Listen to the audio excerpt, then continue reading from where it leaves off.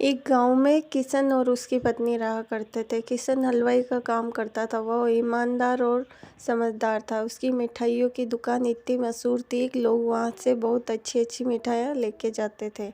उसकी मिठाई की तारीफ दूर दूर तक थी। लोग उससे दूर दूर से मिठाई लेने आते थे। मिठाई ले लो, मिठाई, आइए आइए सेठ जी, मिठाई लीजिए, आपके बच्चों के लिए ले जाइए, बहुत अच्छी मिठाई है, खा के देखिए। सेठ जी बैठिए बैठिए, आइए मिठाई खाइए, सेठ जी मिठाई खाइए, आइए सेठ जी बैठिए, मिठाई स्वादिष्ट है, चख के देखिए।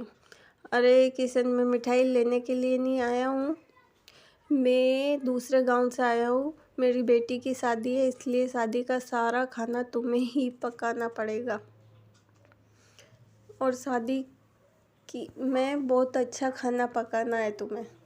ये कह के सेठ जी तो घर के लिए निकल जाते हैं और किशन वापस से अपनी मिठाई की दुकान पे आवाज़ लगाने लग जाता है। मिठाई ले लो, मिठाई, स्वादिष्ट मिठाई ले लो, किशन की मीठी मीठी मिठाई ले लो, मिठाई। ऐसे कहते हुए किशन आवाज़ लगाता रहता है। आओ आओ मिठाई ले जाओ।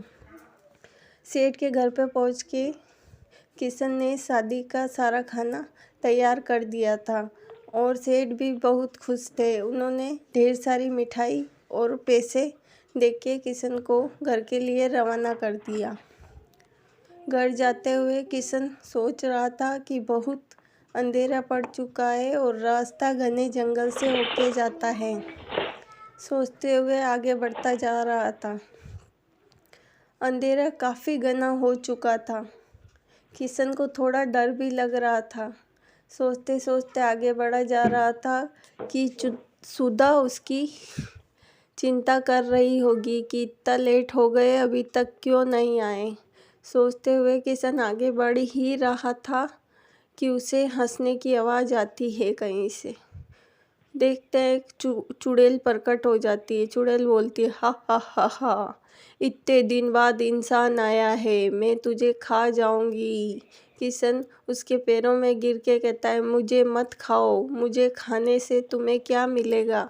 अगर मैं गांव लौट के वापस नहीं गया तो गांव वालों को पता चल जाएगा कि इस जंगल में कोई तो नुकसान पहुंचाने वाले चीज़ है जो इंसानों को नुकसान पहुंचाती है। ऐसी करो, तुम मेरे बैग में पड़ी मिठाई खा लो, इससे तुम्हारी भूख भी शांत हो जाएगी और इस जंगल में इंसान आते रहेंगे।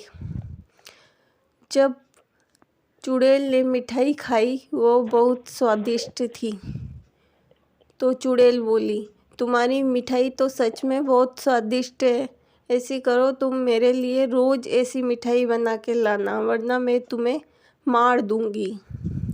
तभी किशन बोलता है कि मिठाई बनाने के लिए बहुत सारा सामान लगता है और उसके लिए पैसे चाहिए, और मैं ठहरा गरीब आदमी, मैं इतने पैसे कहाँ से लाऊंगा। चुड़ैल बोलती है, रुको, मैं तुम्हारे लिए कुछ लाती हूँ। ऐसे कह के वो अंदर जाके एक झारा उठा के लाती है और झारा किशन को देते हुए बोलती है, इस झारे को तुम कढ़ाई में रख के जो भी मिठाई का नाम लोगे, वो मिठाई कढ़ाई में भर जाएगी, और उस मिठाई को बेच के उस पैसे से सामान खरीद के मेरे लिए तुम्हारे हाथों से मिठाई बना के लाना।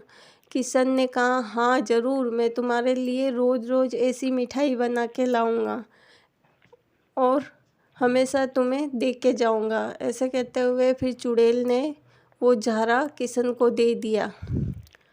किशन ने झारा लेते हुए कहा, अब मैं जाता हूँ। ऐसे कहते हुए किशन वहाँ से निकल गया और फटाफट से घर की ओर जाने लगा। जल्दी जल्दी घर पहुँच के सुधा को बताऊँगा, सुधा खुश हो जाएगी कैसे मैंने चुड़ैल को बुद्धू बनाया, अपनी समझदारी से अपनी जान बचाई। घर पहुंचकर किशन आसपास देखता है, सुधा कहीं नहीं थी। फिर वो अंदर जाके आवाज़ लगाता है, सुधा सुधा जल्दी आओ। क्या हुआ? आ रही हूँ, तुम्हारे लिए चाय बना के लाती हूँ, बैठो तुम। नहीं नहीं, पहले आ जाओ, तुम्हें कुछ बताना है। ऐसे कहते हुए किशन ने सारी चुड़ैल की कहानी सुधा को बताना शुरू किया। सुधा गौर से सारी कहानी सुन रही थी कि कैसे किशन ने अपनी समझदारी से अपनी जान बचाई, वरना वो चुड़ैल तो उसे कच्चा ही खा जाती। ऐसे कहते हुए किशन ने सुधा को सारी बातें बता दी। फिर सुधा ने उसे चाय देते हुए कहा कि अब तुम उस जंगल में कभी नहीं जाओगे, क्योंकि वो चुड़ैल तो जंगल से बाहर निकल नहीं सकती, इसलिए तुम भी वहाँ कभी मत जाना। और वो अपने घर तो यहाँ आ भी नहीं सकती, क्योंकि वो जंगल में ही बंद रहती है। इसी के साथ कहानी समाप्त होती है।